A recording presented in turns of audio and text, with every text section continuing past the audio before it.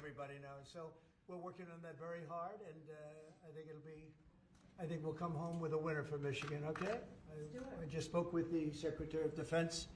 Sometimes we call him the Secretary of War. It used to be called the Secretary of War. They changed it when we became a little bit politically correct. But I think we're in great shape. We're going to be in great shape. So thank you very much for being here. Thank you very much, Matt. Congratulations. Great job. So we'll start with the first orders. And I think we have one for a man named Mike Huckabee. Does anyone know Mike Huckabee? Yes, sir. He's going to be a great ambassador to Israel. And they're thrilled to have him, that I can tell you. Go ahead. Yes, sir. So the Senate confirmed Governor Huckabee to be your next ambassador to Israel earlier today. That's his commission as ambassador. And then we also have a transmittal letter to the President of Israel requesting that he accept Ambassador Huckabee's credentials. He's going to be fantastic. He's going to bring home the bacon. And Even though bacon isn't too big in Israel. That's just the third letter. I had to clear that up. Well said.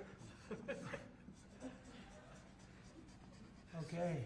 Thank you, sir. Congratulations to Mike Huckabee. Next, sir, this is a big one. As you've consistently identified, restoring our maritime dominance as a nation is very important. From shipbuilding to having a merchant marine that's capable of supporting American military efforts, really up and down the line, restoring maritime dominance has been a priority of this administration. This executive order, which was prepared primarily by your National Security Council staff and National Security Advisor Waltz, has a number of very significant policy steps, all aimed at restoring American maritime dominance and ensuring that we have the shipbuilding capacity and ability to compete globally, both militarily and in the civilian space as well. And that could be a good one for Michigan, too, because we're going to be spending a lot of money on shipbuilding. We're way, way, way behind. We used to build a ship a day, and now we don't do a ship a year practically, and we have the capacity to do it. So we'll talk to you about that. Okay, Matt? What do you think about that? That's a natural.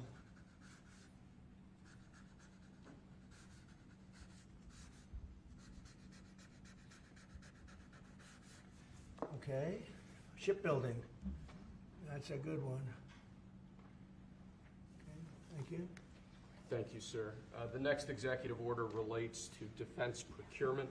Our current defense procurement process has been criticized by many folks on both sides of the aisle as being too slow to adapt to new and changing technologies, not delivering the sorts of weapons and systems that our warfighters need in order to compete on the battlefields of the future. So with this executive order, we're going to be modernizing the procurement structure that the Department of Defense uses to allow it to more quickly adapt to changing circumstances around the world. And we're also going to be launching a review of existing procurement programs to ensure that we're getting value for the money and to ensure that we're getting the best possible systems in the field. And which are currently horrible. I tell you, they're horrible. That process is ridiculous, what they do. They get the highest price and not even good-looking equipment, and we're changing it. We're going to change it to the best. So this is very, very important.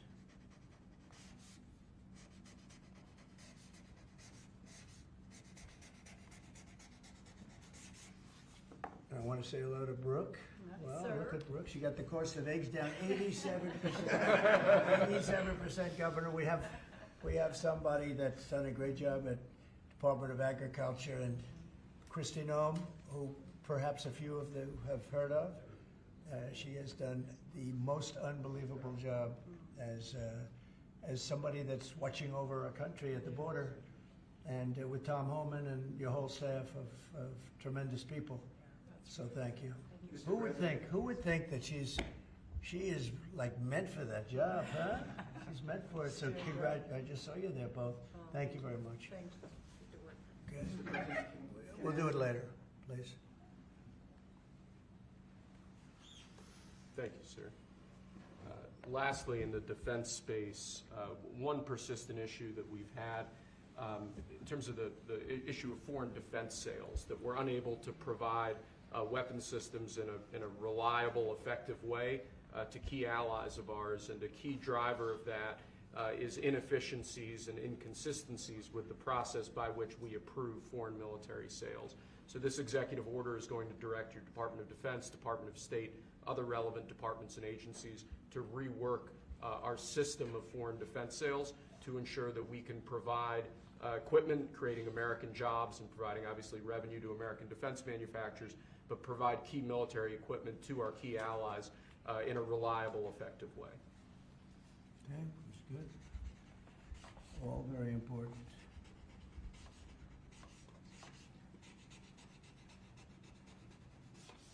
Okay? Because our budget is just about approved, and it's a big budget, and we want to spend the money properly, get the best equipment in the world. We rebuilt our military during my first term, rebuilt it entirely, beautiful. And then some was given away to Afghanistan so stupidly, the most embarrassing day in the history of our country, I think. But it's still, we have to fix it up a little bit, and that's what we're going to do. We're going to do a good job of it, too. Thank you. Next up, sir, we have a series of executive orders and a memorandum all relating to deregulation, which has obviously been a major priority of your administration. The first of these is an executive order. The Biden administration launched what you've called a war on showers. They had certain regulations that basically killed the water pressure of showers and other water appliances. You can say it. Go ahead. What are the appliances? I mean, it's everything, sir. Sinks and toilets, dishwashers, toilets, sinks. But the shower heads are a There's huge no deal. water.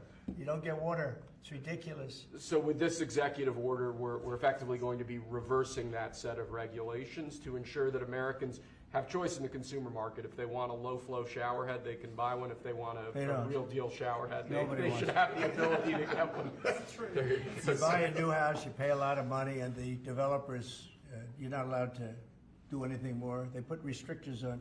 They used to have a restrictor where you could take it out, but now they weld it in. And you take a shower or wash your hands, whatever you do, including dishwashers where no water comes out. But you wash your hands, and in my case, I like to take a nice shower to take care of my beautiful hair. I have to stand under the shower for 15 minutes till it gets wet. It comes out drip, drip, drip. It's ridiculous. And what you do is you end up washing your hands 5 times longer. So it's the same water. And we're going to open it up so that people can live, and we're going to hopefully have Congress approve it so it's memorialized. We're going to try and get all of these things, including straws, a little thing like straws. We did straws a month ago, where the paper straws were melting, they were dissolving, they weren't working well, and we went back to the plastic straws. We're going to get Congress to memorialize just about everything we've done here, because most of it's common sense. But the water is horrible. When you go into anytime you see a new faucet, you know it's going to be a long wash of the hands.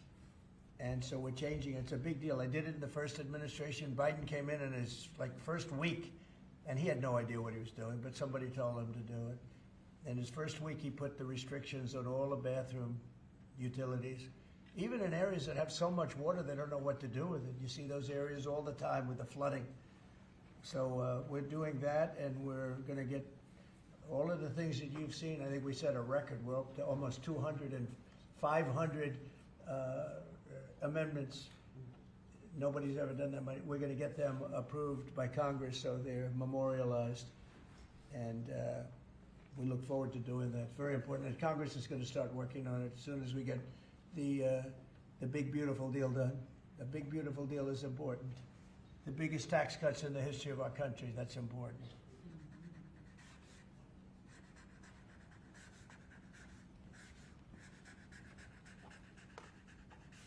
Okay.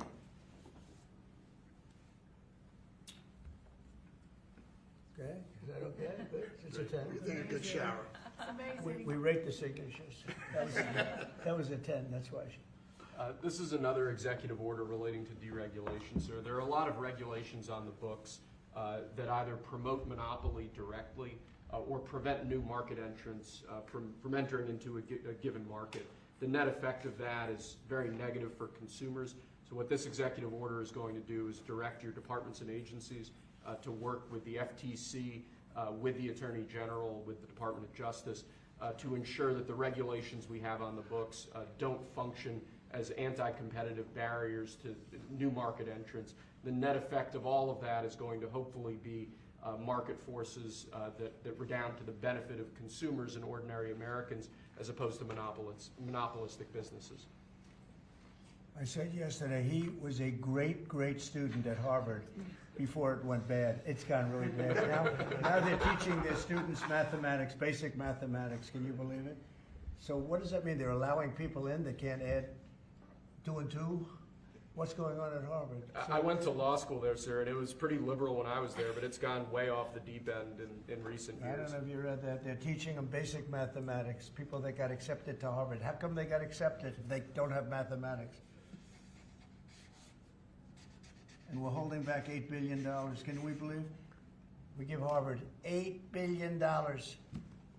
And we're holding back Columbia. We're holding back a lot of the schools because they were woke. And they've hurt a lot of people. Okay? Thank you. Thank you, sir. Okay? There are a large number of regulations on the books. These are regulations that are currently in effect that we believe blatantly violate the law, blatantly violate Supreme Court precedent that otherwise are just blatantly illegal. So what this presidential memorandum does basically just directs the heads of your departments and agencies to follow the law and to cease enforcing regulations that are blatantly illegal or unconstitutional. It's a big deal.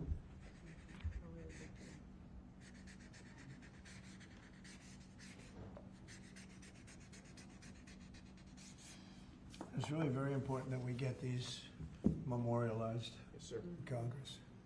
Very important for the long haul, right? Yes, sir. This is the last of our deregulatory EOs for the day. This is zero-based regulatory budgeting. The idea here is that over time, regulations accumulate on the books and in the Federal Register, and people aren't taking a close, detailed look at what's on the books and clearing them out as times change or as regulations become dated or ineffective. What this executive order is going to require is each of your departments and agencies to scrutinize on a continuing rolling basis all of the regulations they actually have on the books and sunset those that either no longer serve a purpose or the departments and agencies can't identify a specific reason for keeping them active. Okay?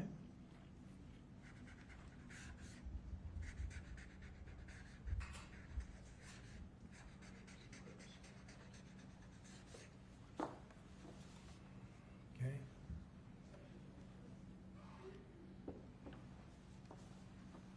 Thank you, sir. Sir, you've taken action against a number of law firms that have in one way or another been involved in the weaponization of government or actions of lawfare. One of those law firms is Sussman Godfrey, similar to what we've done previously with other law firms. This is an executive order that takes certain measures against Sussman Godfrey to ensure that they can't access government resources, government buildings, scrutinizing certain aspects of their practices as a law firm, given their previous activities.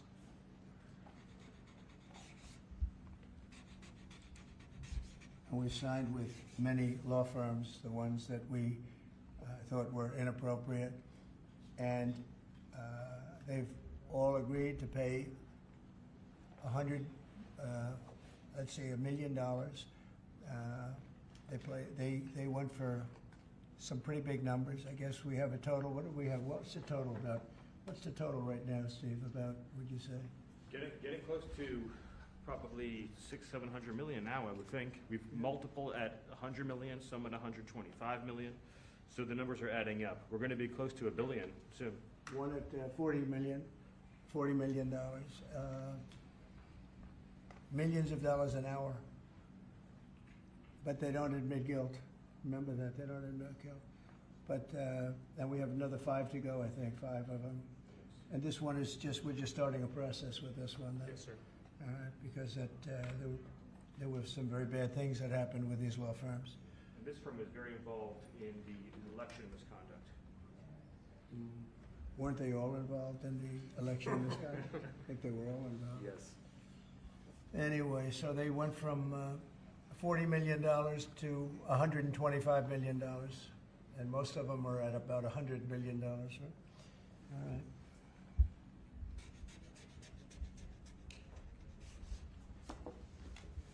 Thank you. Thank you, sir. The next presidential memorandum we have for you relates to Miles Taylor. You may recall that Miles Taylor served in the Department of Homeland Security during your previous administration. In his capacity with the Department of Homeland Security, he leaked classified information. He wrote a book under the pseudonym Anonymous, making outrageous claims both about your administration and about others in it. What this presidential memorandum is going to do, one, it's going to strip any active clearance that he has in light of his past activities involving classified information. It's also going to order the Department of Justice to investigate his activities to see what else might come up in that context, given his egregious behavior during your previous administration. And I had no idea who this guy was. I had no idea. I saw him on CNN, or one of them, I guess CNN, a lot. He'd be on all the time saying that the president is I had no idea. It's like, you know, in this office you have a lot of young people, and they're here. I'll see him for 2 minutes, and I assume he was in the office, but I barely remember him. Barely remember him. It was somebody that went out and wrote a book and said all sorts of terrible things that were all lies, and it was like he was this gentleman or that gentleman, like I dealt with him all the time. I had no idea who this guy. I said, who the hell is Miles Taylor? And he made a living on going on CNN talking about the president. And I think what he did, he wrote a book, Anonymous, said all sorts of lies, bad things. And I think it's like a traitor. It's like spying. He walks into the office. He's supposed to be sitting here. A lot of people, you know, I'll be here and there'll be 20 people standing in the room. There'll be oftentimes young people in the office. I assume he was one of them at least. But I didn't know anything about him. And he wrote a book, Anonymous, and I always thought it was terrible. And now we have a chance to find out whether or not it was terrible. But it was a work of fiction. Got a lot of publicity. Got himself a nice job with CNN, or one of them. And I think we have to do something about it. You can't have that happen. If that happens to other presidents, it wouldn't be sustainable for other presidents. They seem to be able to sustain. But if that happened to other presidents, I mean, it's just unfair. And if it was a Democrat president, I'd say that's a terrible thing. A thing like that can happen. That's a terrible thing. And it's time to find out whether or not somebody can do that. Can they write a book about very confidential meetings, and you know, because they happen to be one of a lot of people in a room, and they go out and write a book, and worse than that, call it anonymous, like it's a big deal, and everybody's saying, who is it, who is it, who is it? Then it was found out who he was a long time later, and he got a lot of publicity off that one. He's like a promoter. But we're going to find out whether or not somebody's allowed to do that. I think it's a very important case, and I think he's guilty of treason, if you want to know the truth, but we'll find out. And I assume we're recommending this to the Department of Justice. Yes, sir.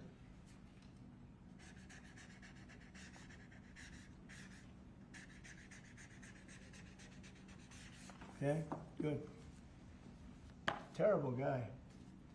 Similarly, sir, Christopher Krebs, the former head of CISA. This is a man who weaponized his position against free speech in the election context, in the context of COVID-19. This is it's a similar presidential memorandum to the one you just signed. It addresses his access to government, existing clearances he might have, and further instructs your Department of Justice, other aspects of your government, to investigate some of the malign acts that he participated in while he was still head of CISA. This is another one. I don't know that I met him. I'm sure I met him, but I didn't know him. And he came out right after the election, which was a rigged election, a badly rigged election. We did phenomenally in that election. Look what happened to our country because of it. Open borders, millions of people coming into our country. Russia and Ukraine, that would have never happened. October 7th would have never happened. Afghanistan, the way they withdrew with 13 dead, but so many killed, actually. I mean, so many killed outside of the 13 soldiers, hundreds of people killed. And maybe I don't know, never mentioned, but I mentioned it, 42 or 43 people so badly injured, the legs, the arms, blown off, the face. And this is all because of a incompetent group of people that preceded us, and that would have never happened. And this guy Krebs was saying, oh, the election was great, it was great. Well, it's been proven that it was not only not great. When you look at all these lawyers and law firms that are signing, giving us hundreds of millions of dollars, it was proven by so many different ways in so many different forms, from the legislatures not approving to the 51 intelligence agents that worked from all of the different scamming operations. It was a very corrupt election. They used COVID to cheat. And we're going to find out about this guy too, because this guy's a wise guy. He said, we've been proved this is the most secure election in the history of our country. Now, this was a disaster. And frankly, we should go to paper ballots, same-day voting, voter ID, and one other thing, you should get a little certificate that says you're a citizen of our country. You get a citizen piece of paper that says you're a citizen before you can vote. But you want voter ID and you want paper ballots, and you really want same-day voting. If you don't have same-day voting, they decide to change the air conditioner. Oh, we're fixing the air conditioner. Let's move all these boxes. We'll bring them back in a few days, and then they don't bring back those boxes. We got to have safe elections. We have to have borders. Ideally, we have to have a free press, which we don't have. We don't have a free press. We have a very dishonest press. This is an honor. We're going to find out whether or not he was right. This was a disgraceful election, and this guy sat back saying, well, I'm a member, or like he's a Republican or something, and almost right from the beginning, and he's tried to make the case that this election was a safe election. I think he said, this is the safest election we've ever had. And yet, every day you read in the papers about more and more fraud that's discovered. He's the fraud, he's a disgrace. So we'll find out whether or not it was a safe election. And if it wasn't, he's got a big price to pay. And he's a bad guy. There's another one, I have no idea who he is. Krebs, I have no idea who he is. I'm sure he was in the room at some point, just like you're all in the room, but I have no idea who he was, so thank you very much. Those last two are very important, I think, for the country. Thank you, sir. And lastly, we just have 3 proclamations. These are the sorts of things that most presidents use an auto pen for. You obviously don't like using the auto pen much, if at all. The first of these is National Former Prisoner of War Recognition Day. This is one that you did in each of, I believe, each of the previous the years of your previous administration, recognizes former prisoners of war. More generally, this proclamation is written to acknowledge the great steps you've made both in this administration and your previous administration on behalf of veterans, homeless veterans, others who've suffered in that way, and basically stating that it's a priority of your administration to ensure that veterans and homeless veterans are cared for properly. Good. And you know what, they ought to find out who was using that auto pen, because whoever that person was, he or she was like the President of the United States, and I'm against auto pens. I think auto pens are not a good thing, especially when you're talking about documents like we're signing today. If he can't sign, then he can't be president. It's pretty simple. Let's see whether or not he could sign. But I think that should be tested. I really think that should be tested. It's another one. And you may think about it, because how can a man that, did he really know that when they gave all false information on the council, I mean, the whole unselect committee of political lunatics, they destroyed all the information. You can't get any information. They went for like a year and a half, almost 2 years, screaming and ranting and raving. Democrats plus 2 worse than Democrats. You had Cheney, Liz Cheney, and crying Adam Kinzinger. Crying Adam. Every time I looked at him, he was crying. The guy was a crier. But you can't do that. You just can't do that. So we're going to find out a lot. I think we're going to find out a lot. These last 3 or 4 have been very They've been very, very interesting. We'll see what happens. Sir. But I don't think a president should be allowed to use an auto pen when they're signing very, important legislation. I think a president should sign it, not use an auto pen. And we're going to find out whether or not he knew what the hell he was doing. I'm sure at this point he'll say, I signed it. They'll tell him what to say. But to give pardons to people that destroyed all the information. If you destroyed information on a civil case, just a civil case, not a criminal case, a civil case, they put you in jail for that. And they found out that Pelosi was the one that was in charge of the security of the Capitol, and she knew all about it, and she admitted her guilt to her daughter, who was a movie documentary person. I'm sure her daughter's not too happy about that. I'm sure Crazy Nancy's not too happy. But we found out all the things, everything. And we go for the information. Sir, we've destroyed all of that information. If I haven't destroyed it, I wouldn't be sitting here right now. I guarantee you that. I'd be sitting someplace else. So I think it's something that we should really look at, because that's so important. The whole concept of an auto pen, because whoever's, auto pens are run by somebody. Whoever ran the auto pen was president of the United States. And I would be willing to bet that Biden didn't know, probably didn't know anything about any of it. Very dangerous, very dangerous. So you're going to check that out, right? Yes, Please? sir. We're working on it right now, sir. This is just another proclamation, sir, declaring National Crime Victims' Rights Week. You've obviously made it a major priority of your administration to track down and at times deport criminals who have committed violence on our streets, who have victimized so many people. This is an annual proclamation that hopefully gets Americans to remember that when crimes occur, there are real victims, there are real people who are affected, and there are people who suffer as a result. Okay, it's very important. Thank you. I just want to add, so we're working very hard with Democrats, the governor, with Matt Hall, with a lot of transportation, Sean, and all of the people trying to keep Selfridge Air Force Base open, strong, thriving, and I think we're going to be successful, Governor. I think we'll be very successful at that. We've gotten some good feedback from Pete Hegseth and Department of Defense, and they're talking about F-16s, they're talking about F-35s, et cetera.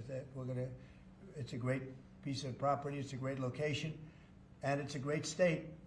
So I think we're going to come back with a very good answer. We're also working on a certain fish that's taken over a beautiful lake called Michigan, right? And that's a tough one. That's a tough one. It's very. Do you want to just talk about that? Sure, Mr. President. Yeah. First of all, I want to thank you for caring so much about Michigan. We've been working a long time. We couldn't get Joe Biden to do anything about either one of these issues, particularly Selfridge Air Force Base. It'll be critical to Michigan's economy and our security when you're able to deliver us another mission there. But on the Asian carp, for years, when Obama was there, we could never get anyone to do anything about this invasive species that's going to destroy our Great Lakes. You know how important recreational fishing and so much of that is to our state. Because of your work, we're hopeful that we'll get a solution there and we'll get that barrier built so we can protect our Great Lakes. So thank you, Mr. President. And they're very powerful fish. I mean, I see them, they jump out of the water, they jump at the fishermen. I mean, I've never seen anything like it. And has this gotten into any of the other lakes yet? Because you would think it would be pretty easy because they're all sort of connected. Hey, Governor? It's why we're working so hard to make sure that, we work with the Army Corps and erect a barrier so that the Asian carp can't Right. get into Lake Michigan. It'll devastate the ecosystem, the economy, tourism, Sure. and it's 20% of the world's fresh water is in the Great Lakes, Mr. President, which is why it's so important that as a nation we protect the We better pristine stop it waters. now. Yep. And, all of a sudden, I assume the lakes are all interconnected, right? Yeah. So at some point, they're going to be in the other lakes. And so we're going to work hard on that. I spoke with the Army Corps of Engineers, and they have a method. It's a pretty gruesome method, but it's a method. And I think they know what to do. So we're going to work on that very hard. And thank you, Governor, very much. Sort of a bipartisan thing when you get right down to it. Yep. It's a very expensive thing, actually. It costs a lot. I looked at the numbers. I said, well, but we have to save Lake Michigan because these fish, they eat everything in the way, including the other fish. They eat everything. Are people endangered by the fish at all? I think I mean, they're gonna eat all the fish there, we won't be able to fish anymore, and that's a big deal in Lake Michigan. There's a lot of fishing, recreation, so it's gonna be a problem there. But you're right, it's bipartisan, sir, but you're the one taking action on these issues. We couldn't get Biden to do it on Selfridge. This thing has been delayed for, 15 years where we were trying to do it. It started under Obama where we were trying to do it.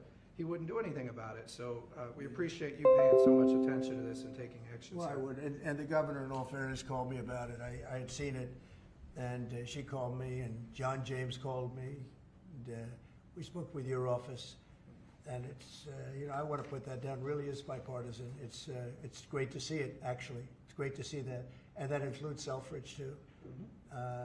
And we're going to get it done, and we'll all stand there together and cut a ribbon. Okay, Gretchen? Good. That's good. Thank you very much. It's. I'm glad you brought it up, and I'm glad you brought it up, Matt. Appreciate it. And I know you two get along pretty well, right? About 70% of the time. I think you do.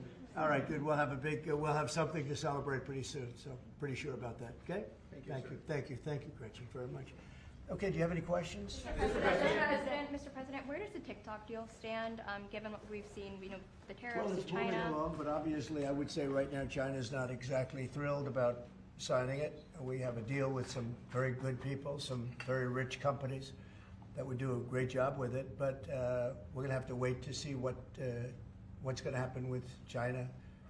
So, Mr. President, still on the table? no, it's on the table very much. I think China's going to want to do it, actually. Mr. President, can you explain more of what you believe is the end game with China? Are you waiting for President Xi to blink? How do you think this is all going to be resolved? Look, for years we've been ripped off and taken advantage of by China and others, in all fairness, but by China, that's the big one. And it's just one of those things. We're making $2 billion a day right now, this country. $2 billion a day with tariffs. And they were making $2 billion a day. We'll be making more. Now when you see what happened today, I don't know if it's still there. I looked an hour ago, but we were up like close to 3,000 points. Nobody's ever seen a day like that. I think that's a record, isn't it, fellas? Definitely. Is that a record? Who would have thought we were going to have a record like that after watching? But because the geniuses of the world, they get it. Our country is very strong. We were left a very, very weakened country, both economically, financially, because of all of the tariffs and all of the other companies just raiding us and ripping us off. And also at the border where 21 million people were allowed to come in. Many of those people were criminals. And but the people that do this for a living, and some of them are very smart and some of them aren't smart at all. But these guys are very smart, and my group is very smart. My whole group is smart. And you've done so amazing on the border. I read the other day that there were 9 people and hundreds of thousands 2 years ago with Biden, and we had 9. We had it down to 9, and they were all let in for medical reasons. They were in bad shape. We let them in for medical reasons, not even for anything else. So you've been amazing. But that's a big thing. I think it's one of the greatest problems that I've never seen anything like it. Open borders. The whole world was emptied out. Prisons from all over the world, from the Congo in Africa, from Africa to Asia, a lot in South America, but it wasn't just South America. Prisons emptied out. And I said it outside with the drivers before, but El Salvador has been amazing, a job that the president's done. He's coming to see me next week, and we look forward to that. But that's really been amazing. Yes? Mr. President, the EU also announced increases in tariffs today. Why Oh, not that's treat? bad timing for them. That's bad timing. Why not They treat said, everyone They didn't put them in. No, they threatened Oh, them, I but they think picked a later date, which our expectation is Oh. it's going to be later still. Okay, good. I'm glad that they held back. You said you were watching the market. If this was the strategy all along to bring them to the table, why did you instruct or advise, or maybe they did it on their own, some of your top aides to say this is not a negotiation, to hold the line, that they were going to hold the line, that you were not going to change your A lot mind? of times it's not a negotiation until it is, and that happens. And, I said outside that you have to have flexibility to do it right, and that's what we have. We brought everybody to the table, and it may not be a negotiation, it may not last. I mean, things may be asked that I think are not fair to us. Look, we've been ripped off by essentially everybody for 35 years. This is not just a new thing. And Roger Penske just left. He's a great gentleman, great man, actually. And he said no other president would have had the guts to do this. And I believe that's right. They wouldn't have done it. They should have done this a long time ago. A long time ago they should have done it. I started it with China. I took in hundreds of billions of dollars in tariffs and taxes from China in my first term. And we had the greatest economy. We were up 88% on the stock market. That was the greatest ever in the history of our country. But it had to be done. It's something that had to be done.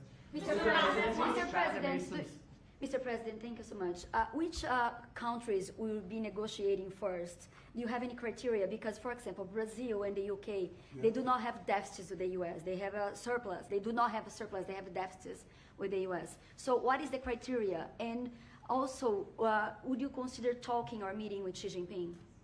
Oh, sure. I would. He's a friend of mine. I like him. President Xi, I like him. I respect him. But they haven't treated our country right. Sure, I'd meet with him.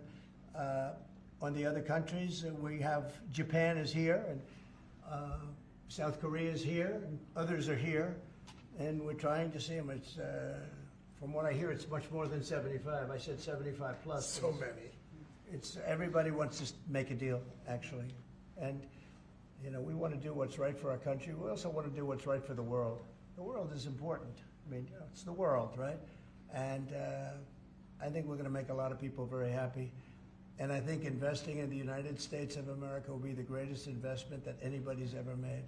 Mr. President, do you still expect to see the sectoral tariffs, so the pharmaceuticals, steel? Is that something you're still considering moving forward with? Yeah, well, I will be, because we want them coming back. We realized during COVID that we don't make our drugs and our pharmaceuticals in this country. So I realized that, and it was a big realization. We had to go to China to get drugs. We had to go to other places. I won't even mention the names, but we had to go to other places. We don't make it, and that's because we let them leave. And now if they want to come back, we're going to put tariffs on the pharmaceutical companies, and they're going to all want to come back. They're going to come back. I'm not going to pay them any money like Biden with the chip deal. That chip deal was horrible. They give billions and billions of dollars to chip companies. All they have is money. They have so much money. And they give billions of dollars, and they're just going to keep the money. They're not going to spend it. And the only thing that's going to bring them back is you say, we have a barrier. You have to pay 50% or 100% or 200%. And if they have to pay that, they're going to say, we're not going to pay that. We're going to build here.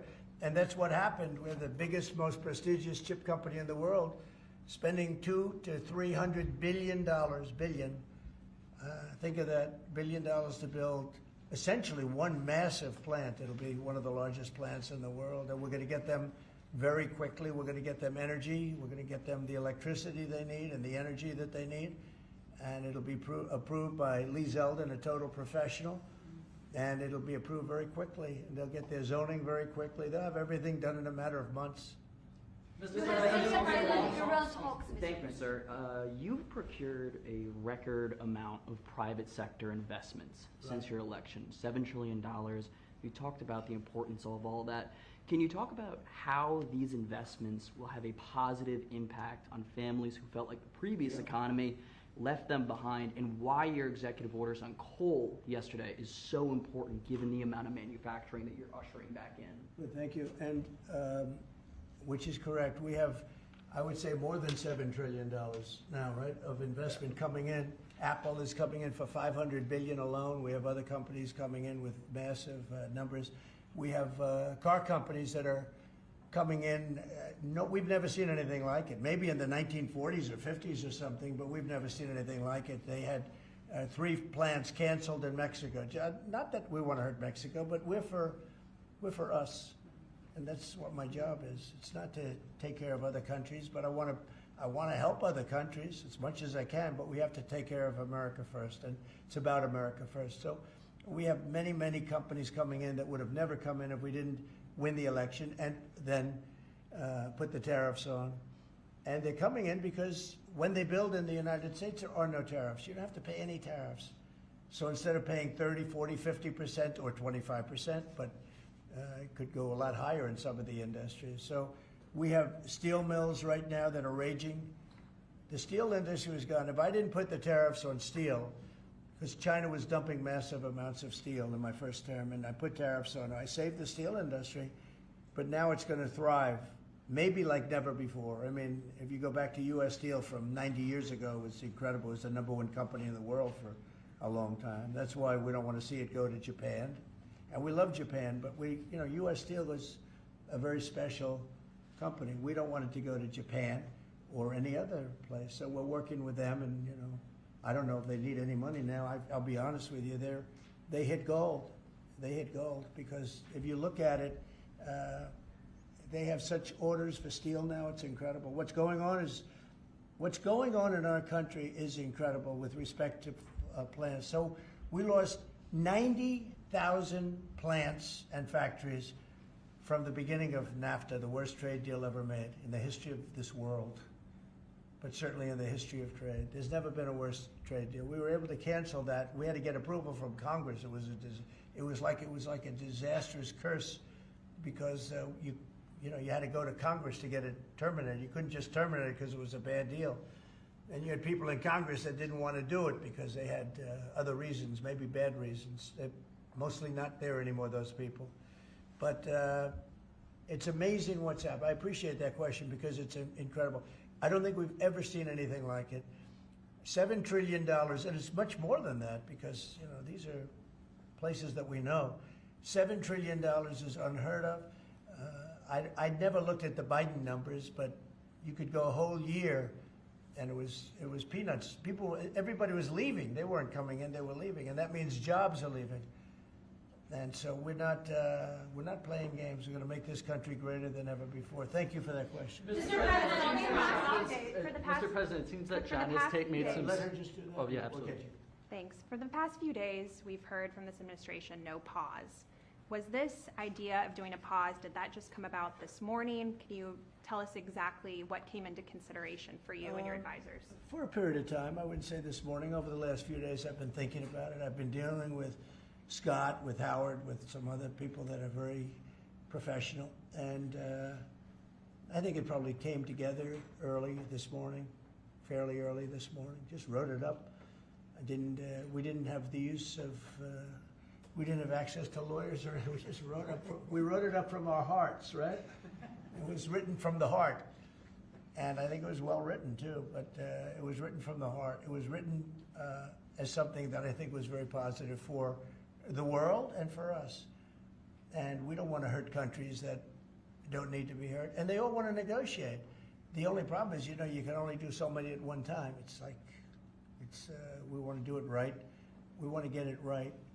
We want to take care of them, but we have to take care of our country. So, but this was something certainly we've been talking about for a period of time, and we decided to pull the trigger. And we did it today, and we're happy about it. I didn't know it would have that kind of an impact, but it's, I think they have the biggest increase in the history of the stock market. That's pretty good.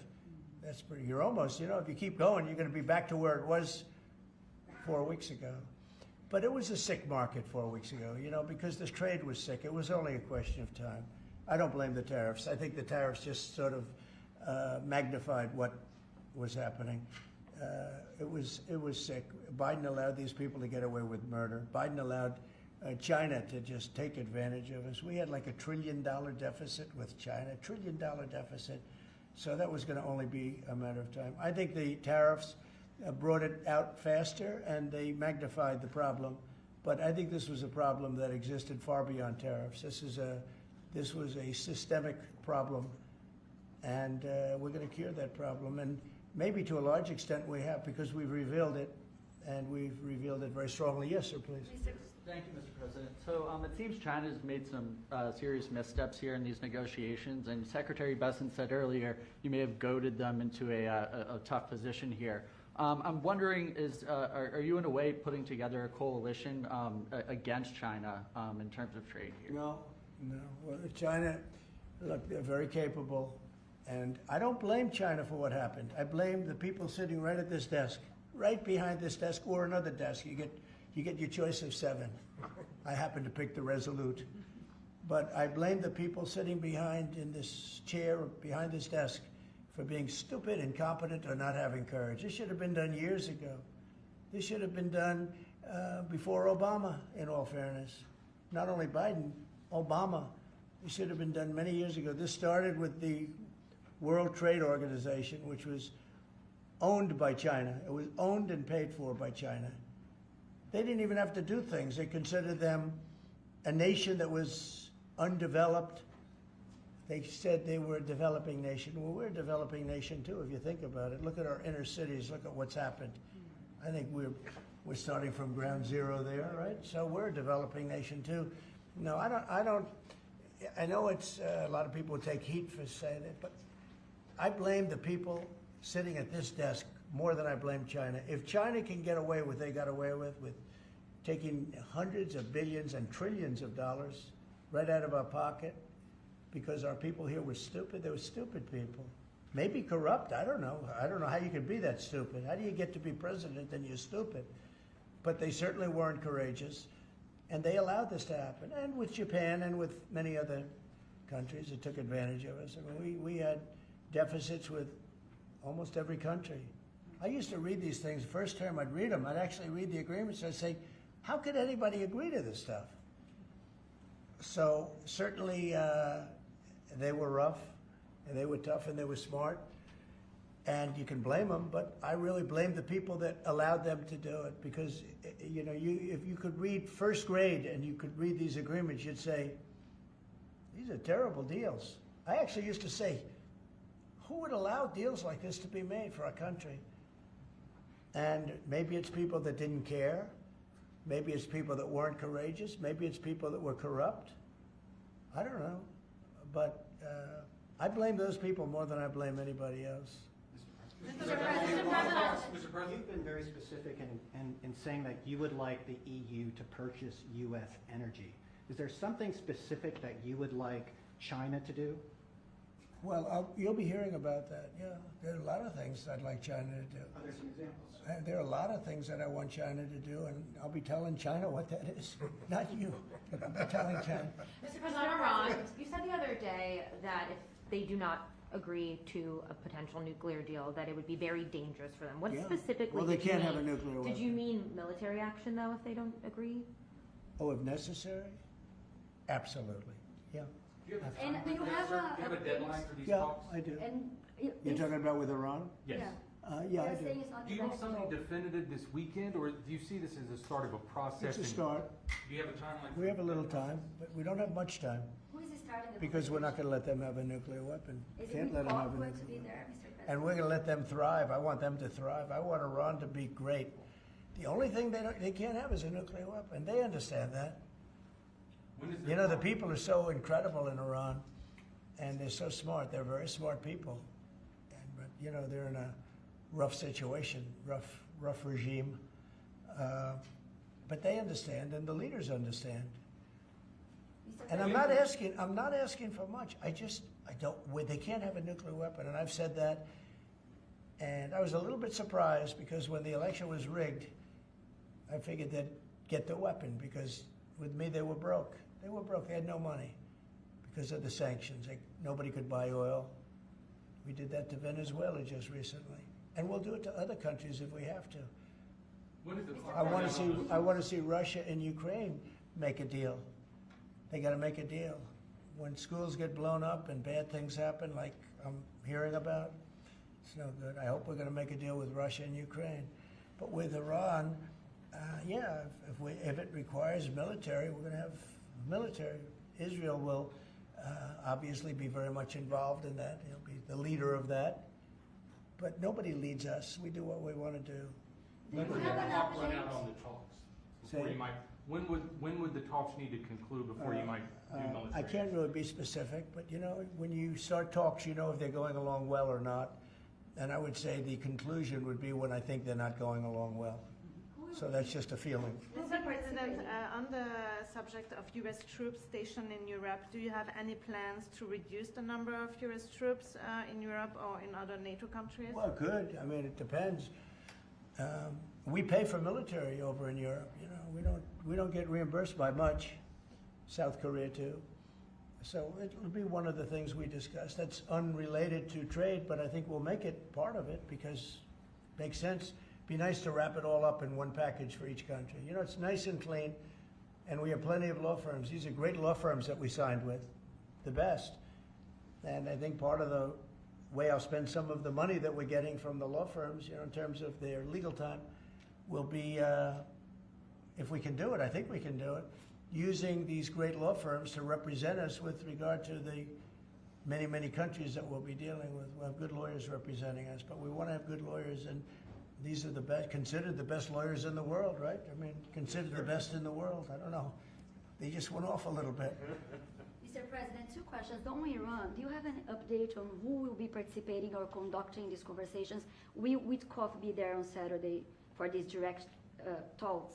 And on China, some economists are saying that right now is technically embargo on China with 125% tariffs. Are you concerned of escalation beyond the trade war with China? No, I'm not concerned. I think President Xi is a very smart guy, and I think we'll end up making a very good deal for both. But, you know, we've been treated so badly for so many years. Again, we allowed that to happen. We've been treated so badly for so many years. But no, I don't expect that. I think President Xi is one of the very smart people of the world, and I don't think he'd allow that to happen. And we're very powerful. This country is very powerful. Let me tell you, it's far more powerful than people understand. We have weaponry that nobody has any idea what it is, and it is the most powerful weapons in the world that we have. More powerful than anybody even, not even close. So nobody's going to do that, but I think that if that's what you're referring to, maybe it's not. But just in terms of basic escalation, which is what you said, no, I think that President Xi is a man who knows exactly what has to be done. He's a very smart man. He loves his country. I know that for a fact. I know him very well. And I think he's going to want to get to a deal. I think that's going to happen. We'll get a phone call at some point, and it'll be off to the races. It'll be a great thing for them. It'll be a great thing for us. It's going to be a great thing for the world and for humanity. Do you have plans to meet with Putin in Saudi Arabia? At some point, I would. At some point. We'll have to see. I mean, we have to get there right now. You know, we got to get there. In the meantime, they're losing 2,500 on average young people every single week. Think of that. 2,500 people a week. It's not even conceivable. We got to get there fast. A couple of more. Yes. Do you have to increase tariffs on China even more before they come to the table or give you a phone call? I can't imagine it. No, I can't imagine. I don't think so. I don't think I'll have to do it. I don't think we'll have to do it more. We calculated it very carefully. By the way, you know, when you hear 100, a lot of people charge much more than that. Canada charges much more than that to our farmers, our dairy farmers. Many, many people charge much more than 100 or 125 in this case. But I don't, you know, it's still a significant number. I don't see that again. Yeah, please. Yeah, Mr. President. So do you think some of your tariff critics would prefer, you know, to see the United States go through turmoil than to actually see it succeed just because they are your policies? You mean just leave the tariffs the way they are now and just relax, right? Some people have said that. Look, again, we're making, it'll be soon, much more than $2 billion a day. That's not the worst thing that I've ever heard. So, yeah, some people say that. But, you know, we look at the other side, too. I think as the United States, we have an obligation to look also at the other side. We want what's good for everyone. I mean, it's America first, but we also want to make sure there's a world that can live happily and all of that. And so, you know, this is the way I look. No, but there are people that say, look, where we are now, I've been in worse positions in my life than making $2 billion a day plus, right? It's really plus. Thank you very much, everybody. press. Thank you, press. Head out. Thank you very much.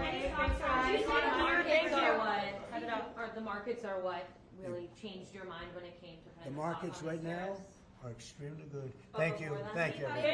Thank you, press. Thank you. Head it out. Thanks, guys. Here, this way. Right this way. Thank you. Keep going. Keep going. Thank you. Thank you very much. Thank you, press.